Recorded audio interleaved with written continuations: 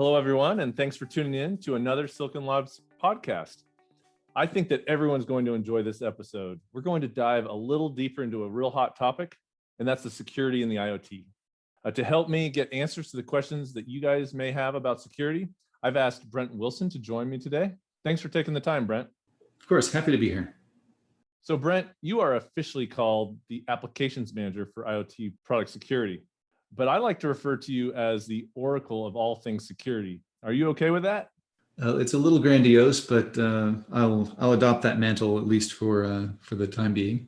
We'll see what our listeners think when they hear your answers. But honestly, you are a great resource because you really understand these complex topics of security, but you're able to explain them really well to other people. I've drafted some questions that I think when we cover them, it will really help our audience better understand security. Are you game for these questions? Yeah, I'm ready.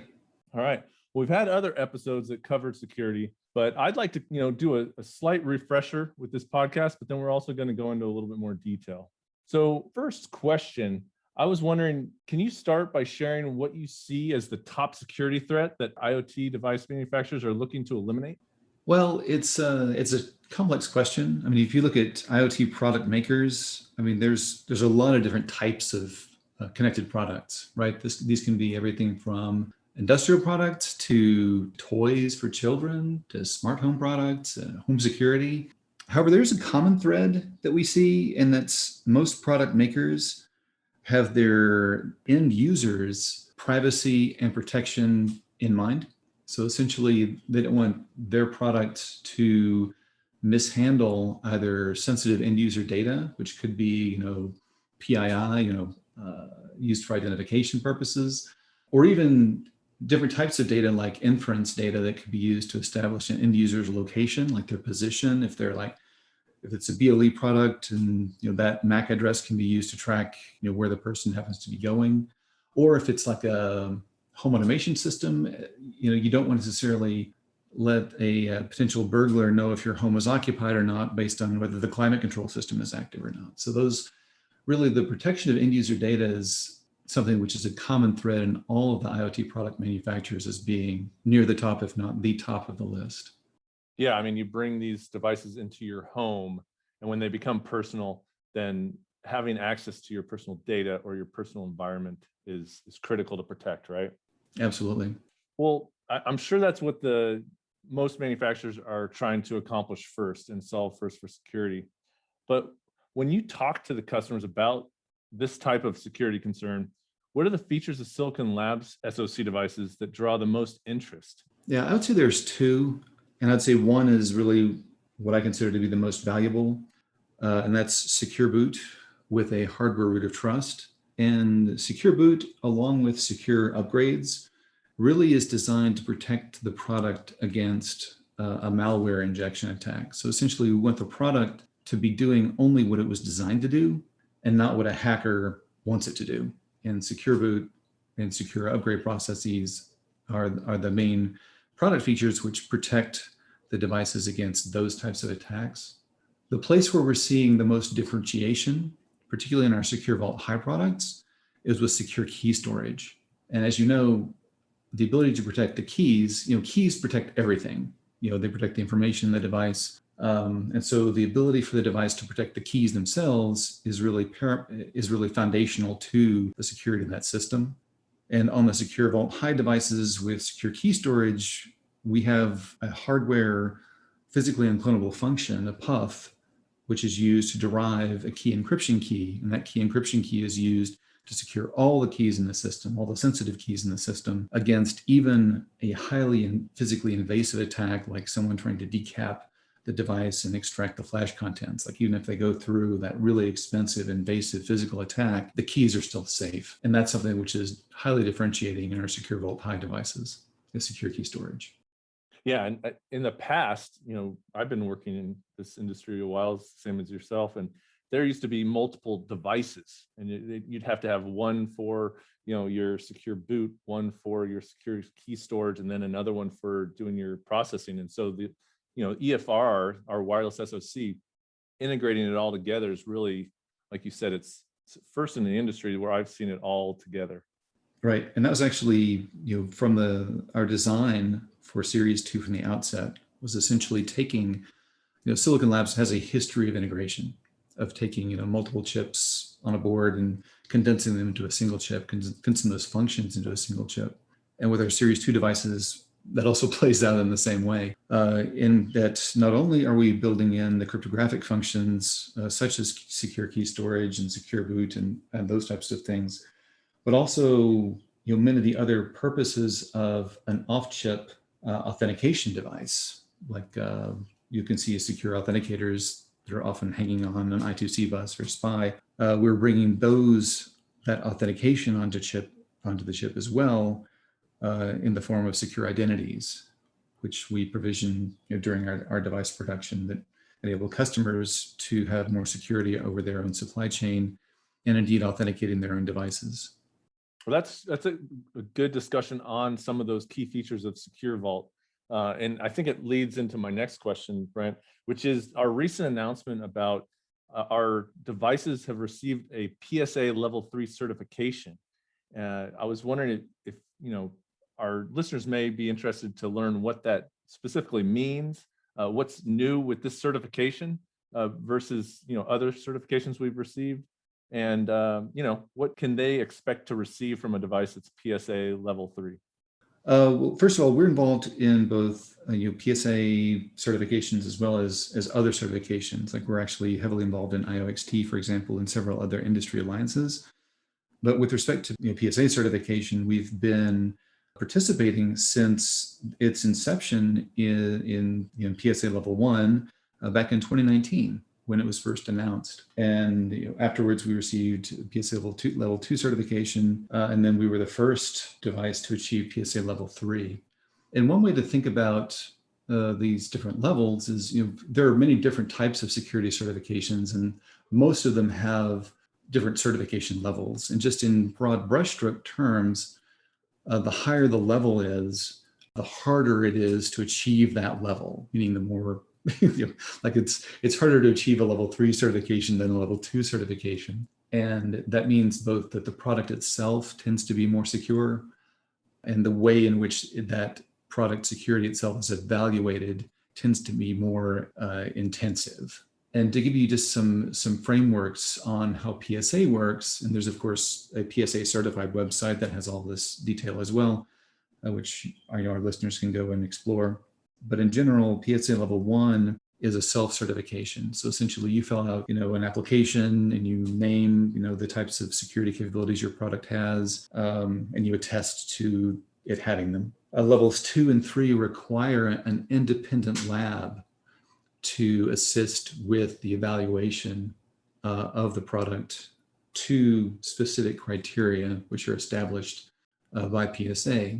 And in general terms, PSA Level 2 is trying to assess the device against scalable software attacks. So essentially, logical attacks that can be undertaken remotely. You're trying to ensure that the platform and the security architecture of the platform has the capabilities that it needs to be able to be resilient against those types of attacks. And where PSA Level 3 comes in is that in addition to all the requirements for PSA Level 2, it also brings in the protection against physical attacks into the mix, so that if an attacker has physical possession of the IoT product or the device, that it's resilient against direct attacks on the device with someone who has possession of the device. That's clear to me. Okay, so I not heard it explained that way. So Level 2 was the software encryption, the cryptography, and then Level 3 introduces the power analysis, DPA, the tamper, decapping, a lot of more of the physical attacks. Right. Those are examples of physical attacks. Yes. Okay. It makes it a little easier for me to explain it to other people. All right. Well, the next thing, with the latest wireless SoC from Silicon Labs that we're talking about, with all of these high-level security capabilities, how does a customer take advantage of these things? With added complexity, Is it harder to use? If they're interested in using these features, do we need to ship you across the globe? Is Brent Wilson the enabler, or have we put resources in place to help our customers? I mean, maybe some tools, reference designs, app notes. What do we have to help our customers? Well, I am a fan of traveling, although I've definitely been missing it over the past year or so. However, it's not really necessary. Really, the best launchpad for customers wanting to design secure systems using our products is to start with the Silicon Labs website. If you go to silabs.com/security, we have a number of good resources on that page. Really, my favorite resource on that page for product designers is we have a security fundamentals user's guide, and that explains essentially the high-level security goals that are relevant to IoT endpoints, which are the products that many of our customers are developing, our SoCs, our IoT endpoints. And that security fundamentals guide also serves as a table of contents for all of our other security-related literature, which includes both protocol security elements, like there are guides specific to, let's say, Zigbee and Bluetooth and Z-Wave security fundamentals, as well as our secure vault fundamentals, such as secure boot, secure key storage, secure identities, and anti-tamper capabilities. So really, that's the best kind of one-stop shop, is to go to the security page of the silabs.com website, and that's a good starting point for really the security exploration journey. All right. And then what about integration within Simplicity Studio? We've done some exercises that you've guided us on. Some of the tools are right inside of our IDE, correct? That's right. In fact, specifically, like we have full integration with our secure boot functionality, so you can configure the device for secure boot, provision its public keys. You can do signing of your code binaries prior to downloading them, all within the tools. We also have some new advanced stuff in Simplicity Studio that you may not have had a chance to try out yet around secure identities. Like, for example, we can actually have part of the secure identity is being able to sign and verify data objects that are produced by the device, that are protected by that device's signing key. And we actually have new little debug panels which allow you to check signatures on those data objects all from within Simplicity Studio. All right. Well, yeah, the tools that you've shown us in the past are very easy to use, and the exercises that we have make it easy to follow along. So I'm sure even customers will appreciate the time and effort you guys have put into the tools. And another thing, that fundamentals guide, Brent, I'll put that into the notes for this podcast. So all the listeners, you can just look at that in the details of the podcast. You'll be able to quickly get to that. That sounds like a perfect resource to get started. Yeah, it's a great starting point. All right. Well, that's about the time we like to spend on our podcast. I'd love to have you come back sometime, Brent. We can talk about some more security topics. Yeah, I'd love to. All right. Is there anything else, sort of a parting shot that you'd like to share with our audience before we sign off? Yeah. So I would say I definitely do recommend keeping tabs on the Silicon Labs website.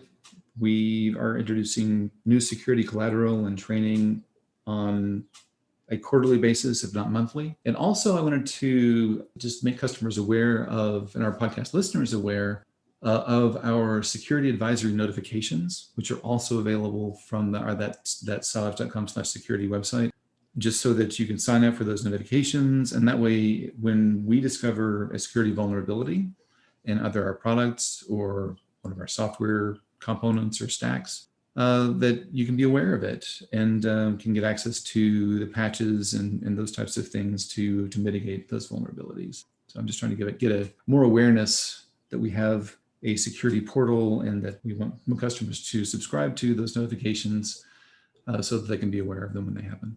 And they're very, very clear as well. I mean, when I get those, I think it's Tuesday night, I sit back and I see the notifications that I receive on security.